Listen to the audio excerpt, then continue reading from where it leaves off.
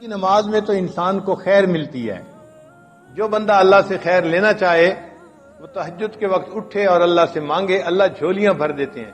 حدیث پاک میں ہے، اللہ تعالیٰ فرماتے ہیں حل من سائل فاعطی علی، ہے کوئی سوال کرنے والا کہ جسے میں عطا کروں. جب بادشاہ اعلان کروا رہا ہے کوئی مانگنے والا جسے عطا کیا جائے، اور مانگنے والے سوئے پڑے ہوتے ہیں، تو ان کو کیسے ملے گا؟ تو تہجد کے وقت میں چاہے آپ 15 منٹ پہلے اٹھیں، آدھا گھنٹہ پہلے اٹھیں، اٹھ کے 4 رکعت پڑھ کے اللہ سے مانگنے والوں کی فہرست میں اپنا نام ضرور لکھوائیں، فقیروں کی فہرست میں اپنا نام ضرور شامل کر لیں. جب عشق سکھاتا ہے آداب سحرگاہی، جب عشق سکھاتا ہے آداب سحرگاہی، کھلتے ہیں غلاموں پر انداز شہنشاہی. عطار ہو رومی ہو راضی ہو غزالی ہو، کچھ ہاتھ نہیں آتا بے آہ سحرگاہی. کوئی بھی ہو، جب تک تہجد کا پابند نہیں بنے گا، اس کو اللہ تعالیٰ کے وہ معارف نصیب نہیں ہوں گے. تو اگر وہ معارف حاصل کرنا چاہتے ہیں، ہمیں اپنی تہجد کی نماز کو پکا کرنا پڑے گا. مرد بھی نماز کو پابندی سے پڑھیں، عورتیں بھی نماز کو پابندی سے پڑھیں. یہ سب سے افضل نماز ہے سالکین کے لیے، تہجد کی نماز.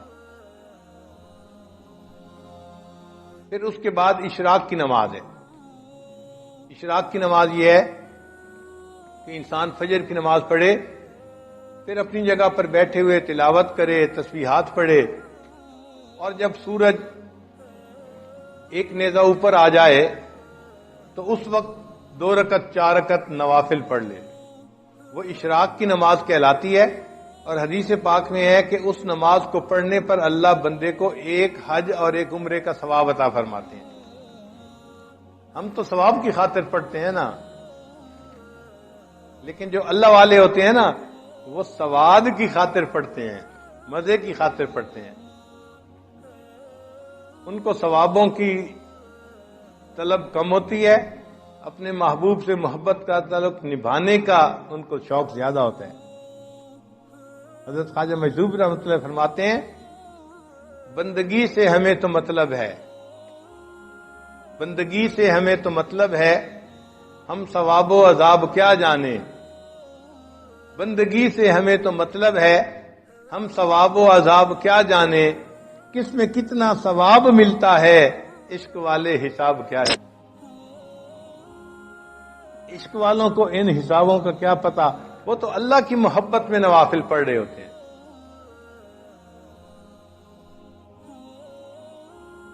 اگر اشراق کے نوافل پڑھنے کی عادت پڑ جائے تو پھر اس کے بعد صلاۃ الضحیٰ، جس کو چاشت کی نماز کہتے ہیں، یہ دن کے 9 بجے جب سورج اتنا اوپر آ جاتا ہے کہ زمین گرم ہوتی ہے، ننگا پاؤں رکھنے سے پاؤں جلنے شروع ہو جاتے ہیں، اس وقت سے یہ ٹائم شروع ہوتا ہے اور پھر زوال سے 1 گھنٹہ پہلے تک یہ رہتا ہے. اس کو صلاۃ چاشت کہتے ہیں. یہ اگر 2 رکعت بھی پڑھ لیں تو بہت اچھا، ورنہ 12 رکعت تک پڑھ سکتے ہیں. اس میں اللہ نے روزی کی برکت رکھی ہوئی ہے. چنانچہ جو بندہ چاشت کی نماز پڑھتا ہے، اللہ تعالیٰ اس کو برکت والی روزی عطا فرما دیتے ہیں. اب بہت سارے لوگ اپنے دفتروں کی وجہ سے یہ لمبی نماز تو نہیں پڑھ سکتے، مگر کم از کم 2 رکعت تو پڑھنی چاہیے، انٹری تو ہو جانی چاہیے. بلکہ فقہا نے تو یہاں تک لکھا ہے کہ اگر یہ بندہ دفتر میں اتنا مصروف ہو جاتا ہے کہ وہاں اس کے لیے نفل پڑھنا ممکن نہیں ہوتا، تو اشراق کے وقت میں 2 رکعت نفل اشراق کی نیت سے پڑھ لے اور 2 رکعت نفل چاشت کی نیت سے پڑھ لے، اللہ اس کو بھی قبول فرما لیں گے. تو اشراق اور چاشت تو اس طرح ہو گئی. پھر اس کے بعد تیسری نماز ہے جس کو صلاۃ اوابین کہتے ہیں. وہ مغرب کے بعد 6 رکعت پڑھنی ہوتی ہیں نفل، مغرب اور عشاء کے درمیان میں. کوئی مشکل نہیں، اگر انسان ہمت کر لے تو پڑھ سکتا ہے. 6 رکعت نفل پڑھنے پہ 5 منٹ لگتے ہیں یا 6 منٹ لگتے ہیں. لیکن اجر پتہ ہے کتنا؟ حدیث پاک میں ہے کہ جو بندہ اوابین کے 6 رکعت نفل پڑھتا ہے اللہ اس کو 12 سال کی عبادت کا ثواب عطا فرما دیتے ہیں۔ 6 رکعت پڑھنے پر 12 سال کی عبادت کا ثواب ملا تو سوچئے یہ کتنا بڑا انعام ہے۔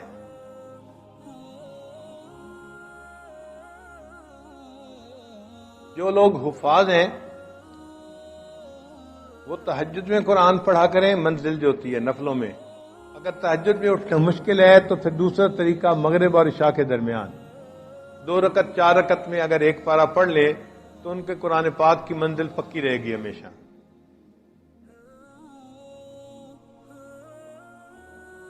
اور رات کی نماز کو تہجد کی نماز کہتے ہیں، تو گویا 5 فرض نمازیں ہوئیں اور 4 نفل نمازیں ہوئیں، اشراق، چاشت، اوابین، تہجد۔ تو جیسے عام لوگ 5 فرض نمازوں کا اہتمام کرتے ہیں، جو سالکین ہوتے ہیں ان کو 9 نمازوں کا ایسے اہتمام کرنا چاہیے۔ ان کے لیے یہ 4 نمازیں بھی محبت کی بنا پہ فرض کی مانند ہوتی ہیں نفل نمازیں، لیکن محبت کے میدان میں وہ اس طرح اس کو ادا کرتے ہیں جیسے فرض ہوتا ہے۔ پھر اس کے بعد بھی کچھ نمازیں ہیں۔ انسان جب وضو کرتا ہے تو تحیت الوضو 2 رکعت نفل پڑھنے وہ بھی مسنون ہے۔ مسجد میں داخل ہوتا ہے تو 2 رکعت تحیت المسجد پڑھنا یہ بھی مسنون ہے۔ تو ان نمازوں کو بھی پڑھنا چاہیے، جب موقع ملے تحیت الوضو پڑھیے، تحیت المسجد پڑھ لیجیے۔ اتباع سنت، ہر کام نبی علیہ الصلوۃ والسلام کی سنت کے مطابق کریں۔ ہر کام، کھانا پینا، چلنا پھرنا، اٹھنا بیٹھنا، رفتار گفتار کردار، ہر چیز نبی علیہ السلام کی سنت کے مطابق۔ ہمارے سلسلہ عالیہ نقشبندیہ میں اس کا بہت اہتمام بتایا جاتا ہے۔ چھوٹے سے چھوٹا عمل، بڑے سے بڑا عمل، کوئی عمل بھی سنت کے خلاف نہیں ہونا چاہیے۔ وقت نظر اس چیز کو تلاش کرتی رہے، اس عمل میں کیسے کرنا ہے۔ اس کا بہترین طریقہ یہ بھی ہے، مسنون دعائیں یاد کر لیجئے، مل جاتی ہیں چھوٹی سی علیہ الصلوۃ والسلام کی مسنون دعائیں، پیارے نبی علیہ السلام کی پیاری دعائیں، ان کو یاد کر لیں۔ جس موقع پر پڑھنے کی دعا ہو اس پر پڑھتے رہیں۔ تو کہتے ہیں نا جی کہ وقوف قلبی نہیں رہتا، دوسرے لفظوں میں بتا رہے ہوتے ہیں جی کہ میں مسنون دعا کی پابندی کوئی نہیں کرتا، اس لیے کہ مسنون دعا کی پابندی کرنے کا انعام یہ ملتا ہے کہ انسان ہر وقت اللہ کی طرف متوجہ رہتا۔ کھانے کی دعا، کھانے کے بعد کی دعا، سو کر اٹھنے کی دعا، سونے سے پہلے کی دعا، کسی سے ملنے کی دعا، گھر میں داخل ہونے کی، نکلنے کی، ہر موقع کی دعائیں ہیں۔ مسنون دعاؤں کی برکت سے اللہ تعالی وقوف قلبی کا رکھنا آسان فرما دے۔ آپ اس کا تجربہ کر لیجئے۔ جب آپ محسوس کریں نا کہ جی میں وقوف قلبی کا دھیان نہیں رکھ سکتا، رکھنا مشکل ہے، آپ محسوس کریں گے کہ سنت دعائیں پڑھنے میں آپ کوتاہی کر رہے ہیں، ان کی پابندی کریں، آٹومیٹکلی اللہ کی طرف دھیان رہے گا، توجہ رہے۔ دل کو زندہ کرنے کا ایک اور عمل لیل، تہجد کی نماز۔ چنانچہ جو لوگ چاہتے ہیں رب العزت سے تعلق ہو، ان کی محبت دل میں ہو، ہم اللہ تعالیٰ کے مقبول بندوں میں شامل ہو جائیں، ان کو چاہیے کہ رات کے آخری پہر میں چند رکعت نفل اللہ کے حضور ضرور پڑھا کریں۔ اللہ تعالیٰ فرماتے ہیں والذین یبیتون لربہم سجدا، محروم کر دیے جاتے ہیں۔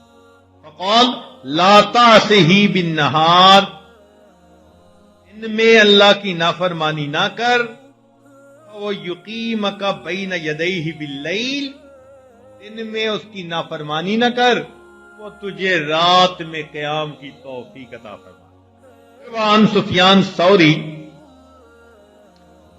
ثوری رحمۃ اللہ سے یہ بات منقول ہے فرماتے تھے کہ حرمت قیام اللیل 5 اشہر بذنب اصبتہ، ایک مرتبہ ایک گناہ مجھ سے سرزد ہو گیا جس کی وجہ سے 5 مہینے تہجد کی نماز سے میں محروم ہوں، ان کو پر مار کے جگا دو، یہ تہجد میں اٹھنے کا وقت ہے، یہ اٹھیں گے مجھ سے مانگیں گے، میں پروردگار ان کی جھولیوں کو بھر دوں گا۔ یہ لوگ سوئے ہوئے ہوتے ہیں، نہ گھڑی کا الارم نہ کوئی اور، اچانک ان کی آنکھ کھل جاتی ہے، اللہ تعالیٰ کی طرف سے فرشتے اٹھا دیتے ہیں ان کو، اچانک آنکھ کھل جاتی ہے، دل میں ارادہ لے کے سوتے ہیں 3 بجے اٹھنے، 3 بجے آنکھ کھلتی ہے، اللہ تعالیٰ کے فرشتے جگا دیتے ہیں۔ اور پھر دوسرے گروپ کو اللہ فرماتے ہیں فلاں فلاں فلاں میرے ناپسندیدہ بندے ہیں، انہیں پسند نہیں کرتا، جاؤ اور ان کو تھپکی دے کے سلا دو، یہ میرے نیک مقبول بندوں کے اٹھنے کا وقت ہے۔ تمہارے گھر کو گرا دیا گیا تو بڑھیا نے آسمان کی طرف دیکھ کے کہا اللہ میں تو یہاں نہیں تھی، تو تو یہی تھا میں یہاں نہیں تھی تو تو یہی تھا، یہ لفظ اس کے کہنے تھے کہ جو ایکسٹینشن کی ہوئی عمارت تھی اس کی چھت زمین کے اوپر آ گئی۔ نیک لوگ دنیا میں لوارث نہیں ہوا کرتے، اللہ ان کا وارث ہوتا ہے۔ اگر ہمیں اپنے والد کے وارث ہونے پہ اتنا اطمینان ہوتا ہے، بیوی کو خاوند کے وارث ہونے پہ اتنا اطمینان ہوتا ہے، تو اگر کسی کا وارث اللہ رب العزت بن جائے تو سوچو پھر اس کے کیا مزے ہوں گے۔ اس کی مثال یوں سمجھیے کہ ہم نوجوان کالج یونیورسٹیوں میں پڑھتے ہیں نا، تو اگر تو ان کا جی پی اے بہت اچھا ہو تو فل اسکالرشپ مل جاتا ہے، اور فل اسکالرشپ والے بچے کو پڑھنے میں کوئی دقت ہی نہیں ہوتی، وہ جی مجھے فل میڈیکل ڈگری کرنے کے لیے اسکالرشپ مل گیا، مجھے کوئی فکر نہیں۔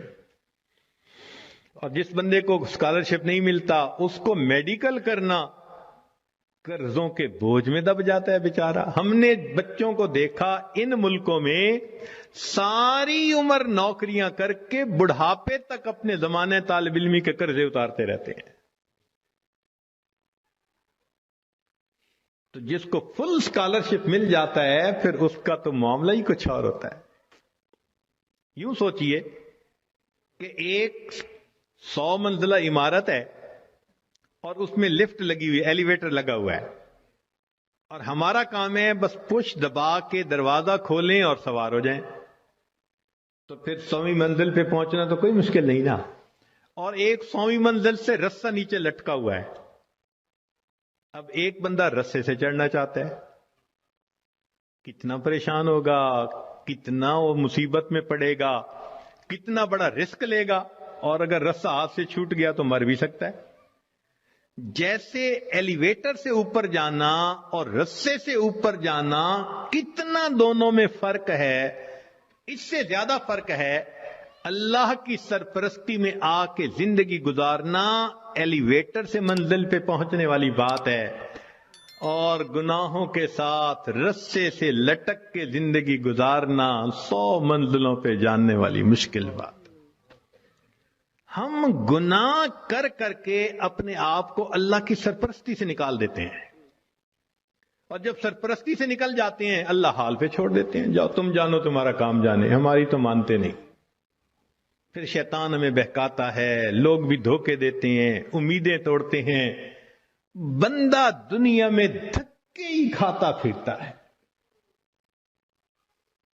کشتیاں کرتا ہے اپنے حالات سے، لنگوٹ باندھ باندھ کے اترتا ہے، میں اس مصیبت کو پریشانی سے جان چھڑاؤں، اس سے چھڑاؤں، ایک سے جان نہیں چھوٹتی دوسری اوپر سے، دوسری سے جان نہیں چھوٹتی تیسری اوپر سے۔ وہ پنجابی زبان میں شعر کسی نے لکھا ہے، اس کا ترجمہ بھی کر دوں گا۔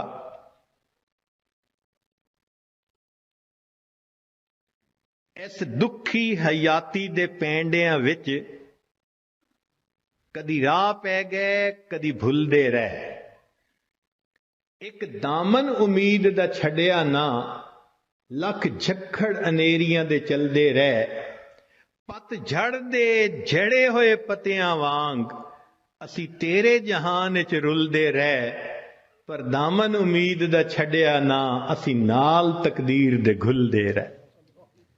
جیسے پت جھڑ کے موسم میں خشک پتا ہوتا ہے، کبھی ہوا نے یہاں پھینکا کبھی وہاں پھینکا، اللہ کا سہارا چھوڑ کے بندے کا یہی حال ہوتا ہے۔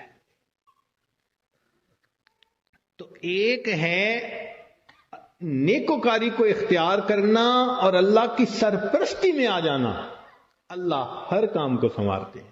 حدیث پاک میں ہے، اے میرے بندے، تو صبح کے وقت اگر میری عبادت کر لیا کر، میں سارا دن تیرے کاموں میں تیری کفایت کروں گا۔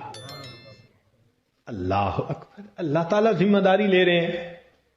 ہم سے فجر کی نماز نہیں پڑھی جاتی، اشراق ہی نہیں پڑھے جاتے۔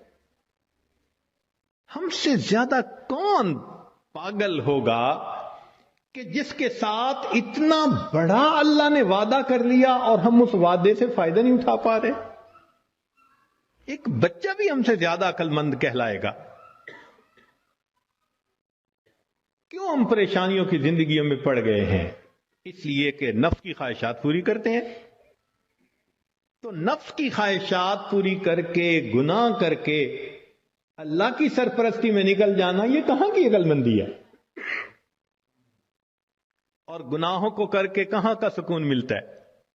حضرت مفتی محمد شفیع رحمۃ اللہ علیہ فرمایا کرتے تھے کہ تم جتنا چاہو گناہ کرو، تم جتنا چاہو گناہ کرو، اگر اللہ نے تمہاری اسی زندگی کو دوزخ کی مانند نہ بنا دیا، تم میرا نام بدل دینا۔ واقعی ایسا ہوتا ہے، جو گناہوں کا راستہ اسی کو دیکھا، اجی مر جاتے تو اچھا تھا۔ اس کا مطلب اتنا تو پریشان ہے نا۔ دنیا کی زندگی ایسے ہوتی ہے جیسے جہنم میں ہوتا ہے وہ بندہ۔ تو گناہوں کے راستے پہ اطمینان نہیں ہے۔ اطمینان، سکون، کامیابیاں، سکھ اگر دیکھا تو وہ نیکی کے راستے پہ دیکھا ہے۔ وَهُوَ يَتَوَلَّى الصَّالِحِينَ، وہ اللہ تعالیٰ نیکوکاروں کا سرپرست ہے۔ اللہ تعالیٰ تو چاہتے ہیں میرے بندے تمہیں میں اتنا دوں کہ تم بس بس کرو، مگر میرے نعمتوں کا شکر ادا کرو۔ ہم نعمتیں لینے کو تو تیار ہیں، شکر کرنے کی فرصت نہیں، نماز پڑھنے کے لیے فرصت نہیں۔ اللہ نے فرمایا کہ تم غیر محرم سے نظر کی حفاظت کرو، میں عبادت میں لذت عطا کروں گا۔ نظر کی حفاظت نہیں ہوتی، دعائیں مانگتے ہیں اللہ نماز کی حضوری عطا فرما دے۔ نماز کی حضوری کیسے ملے گی جب اس کی شرط ہی پوری نہیں ہوئی؟ جب نگاہوں نے جھکنا ہی نہیں سیکھا تو نماز کی حضوری تو آؤٹ آف کوسچن ہے نا۔ پھر تو ہم سوچیں کہ ہم خود بخود پریشانیوں کے راستوں پہ چل رہے ہیں، کانٹوں کے راستوں پہ چل رہے ہیں اپنے نفس کی خواہشات کی وجہ سے۔ اللہ تعالیٰ اسی لیے اپنے بعض بندوں کو خوب دیتا ہے، کیوں؟ کہ میرا شکر ادا کریں۔ شکر ادا نہیں کرتے، اللہ تعالیٰ لے لیتے ہیں۔ جو پروردگار دینا جانتا ہے وہ پروردگار لینا بھی جانتا ہے۔ پھر کہتے ہیں حضرت صاحب ایک وقت تھا مٹی کو ہاتھ لگاتے تھے سونا بن جاتی تھی، آج تو سونے کو بھی ہاتھ لگاتے ہیں تو مٹی ہو جاتا ہے۔ حالات بدل جاتے ہیں، اس لیے کہ ان کے تقاضوں کو پورا نہیں کیا ہوا ہوتا۔ چنانچہ بنی اسرائیل کے 3 آدمی تھے، ان کا ایک واقعہ عجیب ہے، بڑا سبق آموز ہے۔ ان میں سے پہلے بندے کے پاس ایک آدمی آیا اور اس کو کہا بھئی تمہاری کوئی پریشانی؟ اس نے کہا پریشانی تو بہت ہے۔ کیا؟ اس نے کہا بھئی یہ پھل بہری ہے، یہ جو سفید داغ جسم پہ ہو جاتے ہیں، برس کا مریض ہوں میں، اور میری شکل اتنی بری ہو گئی ہے کہ میں نہ مسجد جا سکتا ہوں نہ کسی کے سامنے بیٹھ سکتا ہوں، لوگوں کو کراہت ہوتی ہے مجھ سے، اور لوگ مجھے نیچی نظر سے دیکھتے ہیں، کم نظر سے دیکھتے ہیں. تو ایک تو میری یہ پریشانی ہے کہ برس کی بیماری ختم ہو جائے، اور دوسرا رزق کی بھی بڑی تنگی ہے. اس نے دعا دی اللہ اس کی بیماری کو دور کر دے اور اس کا رزق وسیع کر دے. اللہ تعالیٰ نے اس کی بیماری بھی دور کر دی اور اس کو ایک گائے عطا فرمائی، اونٹنی عطا فرمائی. اور اونٹنی کی نسل اتنی بڑھی کہ وہ تھوڑے عرصے میں ہزاروں اونٹوں کا مالک بن گیا، بڑا ملٹائی ملینر ہو گیا. وہ بندہ دوسرے کے پاس گیا، اس سے کہا بھائی آپ کی کوئی پریشانی؟ اس نے کہا جی سر پہ بال نہیں ہے، گنجا ہوں، اور جہاں بیٹھتا ہوں لوگ میرا مذاق اڑاتے ہیں، اور دوسرا یہ کہ کاروبار بھی میرا نہیں چلتا، تو رزق کی بھی پریشانی ہے. اس نے دعا دے دی اللہ اس کے بیماری کو بھی دور کر دے، اس کو رزق میں بھی برکت دے دے. اللہ کی شان کہ اس کے سر پہ خوبصورت بال بھی اگائے، اور اس کو ایک گائے ملی، اور گائے کی نسل اتنی بڑھی کہ وہ تھوڑے دنوں میں سینکڑوں گایوں کا مالک، امیر آدمی بن گیا. پھر وہ بندہ تیسرے کے پاس گیا، وہ آنکھوں سے اندھا تھا. بھئی آپ کی کوئی پریشانی؟ اس نے کہا جی کہ میری پریشانی تو یہ ہے کہ میری بینائی نہیں ہے، لوگوں کے لیے تو فقط رات کو اندھیرا ہوتا ہے اور میرے لیے تو دن کی روشنی میں بھی اندھیرا ہے، اور دوسرا یہ کہ مجھے تو در در کے دھکے کھانے پڑتے ہیں، تو دعا کر دو کہ میرا رزق وسیع ہو جائے. اللہ نے اس کی بینائی بھی ٹھیک کر دی، اس کو بکری عطا کر دی، اور بکری اتنی نسل بڑھی وہ ہزاروں بکریوں کا مالک. یہ تینوں بندے اپنے وقت میں بنی اسرائیل کے بڑے امیر بندے کہلانے لگے، کروڑوں میں کھیلنے لگے. جب ان کی شہرت تھی، عزت تھی، مال و دولت کی ریل پیل تھی، تو اب پہلے کے پاس وہ بندہ آیا اور کہنے لگا کہ بھئی میں محتاج ہوں اور اللہ کے نام پہ آپ سے مانگنے کے لیے آیا ہوں، اللہ ہی نے آپ کو سب کچھ دیا ہے، آپ کے پاس تو کچھ نہیں تھا، تو پلیز آپ مجھے کچھ اللہ کے نام پہ دے دیں. اس کو بڑا غصہ آیا، انہوں نے کہا یہ تم نے کیسی بات کی ہے کہ تمہارے پاس کچھ نہیں تھا؟ میں تو شروع سے ایسا اور امیر اور یہ اور وہ، کوئی مفت کا کہیں سے پیسہ ملا ہے میاں؟ میں نے کمائی کی ہے، محنت سے کمایا ہے، فلاں کی ہے. خبردار جو تم نے ایسی بات کی کہ تمہارے پاس کچھ نہیں تھا. اس نے کہا بھئی مجھ سے خفا نہ ہو، بس آپ جیسے تھے اللہ آپ کو ویسا کر دے. یہ کہہ کے چلا گیا، اور وہی ہوا کہ برس کی بیماری بھی دوبارہ ہو گئی، اور ایسی بیماری پھیلی کہ جتنے اس کے اونٹ اونٹنیاں تھے ایک ایک کر کے بالآخر سارے مرتے گئے. وہ جہاں تھا وہیں پہنچ گیا، دوسرے کے پاس گیا. بھئی محتاج ہوں، اللہ نے آپ کو اتنا دیا ہے، میں بھی آیا ہوں اللہ کے نام پہ لینے کے لیے، تو آپ دیں. ایک وقت تھا آپ کے پاس کچھ نہیں تھا، پھر اللہ نے آپ کو دیا، آج اتنا کچھ ہے. اس کو بڑا غصہ آیا، تو کون ہوتا ہے بات کرنے والا؟ بھئی میرا تو باپ ایسا، میرا تو دادا ایسا، پردادا ایسا، میاں میں نے تو فلاں ڈیل ایسی کی تھی، فلاں موقع پہ میں نے ایسا بزنس کیا تھا، اسٹریٹجی ایسی بنائی تھی، تب مجھے پیسے ملے، کوئی کہیں سے مفت کے مل گئے ہیں. خبردار جو تو نے کوئی ایسی بات کی. اس نے کہا بھئی مجھ سے خفا نہ ہو، اچھا آپ جیسا تھے اللہ آپ کو ویسا کر دے. یہ کہہ کے چلا گیا. نتیجہ یہ کہ سر کے بال بھی اس کے ختم، اور جتنی گائیں تھیں وہ ساری کی ساری بالآخر مر گئی، جہاں تھا وہیں پہنچ گیا.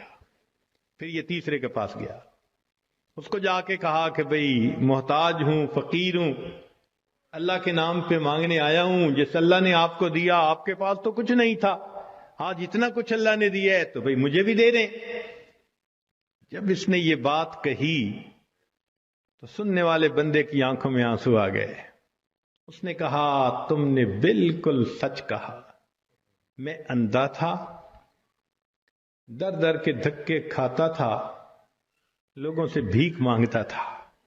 کوئی خدا کا بندہ آیا, اس نے مجھے دعا دی تو اللہ نے میری بینائی بھی ٹھیک کر دی, اور مجھے ایک بکری رب نے دی تھی, پھر اس ایک بکری میں اللہ نے برکت ڈال دی. آج تو میاں 2 پہاڑوں کے درمیان جتنی بکریاں پھر رہی ہیں یہ ساری میری ہیں. تم آج اللہ کے نام پہ مانگنے آئے ہو, جتنی بکریاں دل چاہتا ہے اس وادی میں سے تم لے کے چلے جاؤ. جب اس نے یہ بات کہی تب اس مانگنے والے نے کہا کہ میں تو فرشتہ ہوں, اللہ تعالیٰ نے 3 بندوں کے پاس امتحان کے طور پر بھیجا تھا, 2 اپنی اوقات کو بھول گئے, تو نے اپنی اوقات کو یاد رکھا. اللہ تجھے تیرا رزق نصیب فرمائے. یہ بندہ ساری زندگی امیر تر بندہ بن کر زندگی گزارتا رہا. دیتا تو اللہ ہی ہے نا ہر ایک کو, تو جب دیتا ہے تو پھر اس کا شکر گزار بندے بھی بنے. مگر ہم نہ شکریاں کرتے ہیں, گناہ کرتے ہیں, جس وجہ سے پھر مصیبت کو دعوت دیتے ہیں. تو راستے زندگی گزارنے کے 2 ہیں, ایک ہے نیکوکاری کا راستہ, ایک ہے بدکاری کا راستہ, منمانی کا راستہ. اگر آپ غور کریں تو آج کے دور میں منمانی کی زندگی گزارنے والے بہت زیادہ, اور ہر حال میں اللہ کی مان کے چلنے والے بہت تھوڑے. نتیجہ کیا ہے؟ مسائل حل نہیں ہو رہے, پریشانیاں بڑھتی جا رہی ہیں, ادھر ذلت ادھر ذلت, ادھر پریشانی ادھر پریشانی. اس کی وجہ یہ ہے کہ ہم نے اپنے آپ کو اللہ کی سرپرستی میں دیا ہی نہیں ہے.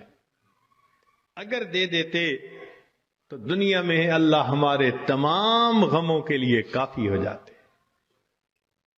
ہماری مثال تو وہ ہے کہ کوئی بلینر انسان ہو اور اس کا بندہ چپڑاسی کی نوکری کے لیے درخواست دیتا پھرے, تو ہر بندہ کہے گا یار تمہارا باپ تو بلینر ہے اور تم پی این کی جاب کے لیے درخواست دے رہے ہو, سویپر کی جاب کے لیے. یہ کیا؟ وہی حال ہے. اللہ تعالی ہمیں اپنے سرپرستی میں لینے کے لیے وعدہ فرما رہے ہیں, اور ہم اللہ کے وعدے پر آنے کی بجائے خود دنیا کے جھمیلوں میں اپنے رزق کو تلاش کرنے میں لگے ہوئے ہیں. یاد رکھیے گا, اللہ فرما برداروں کو بھی رزق دیتا ہے, اللہ نافرمانوں کو بھی رزق دیتا ہے. اللہ تعالیٰ فرما برداروں کو بھی رزق دیتا ہے اور اللہ تعالیٰ نافرمانوں کو بھی رزق دیتا ہے. مگر فرق ہے, ایک ہوتا ہے کہ آپ نے پرندے کو پنجرے سے نکالا اور پیالے کے اندر دانے ڈال کے اس کے سامنے رکھ دیا, اب وہ اسی پیالے میں سے کھا رہے آرام مزے سے. یا آپ نے پنجرے سے مرغی کو نکالا اور یوں دانے پھینک دیے تو وہ دانے چگ رہی ہے مگر دانے اس کو مل رہے ہیں.